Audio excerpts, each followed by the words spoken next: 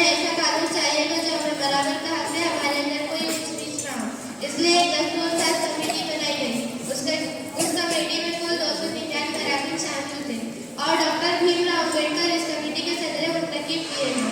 इस कमेटी ने 26 नवंबर 1949 को हमारे इस कानून को बनाकर तैयार कर दिया, लेकिन इस 26 जनवरी 1950 को नाफिज किया गया। तब से लेकर आज तक हम हर 26 जनवरी को बहादुर यौम जमहूरिया मनाते हैं।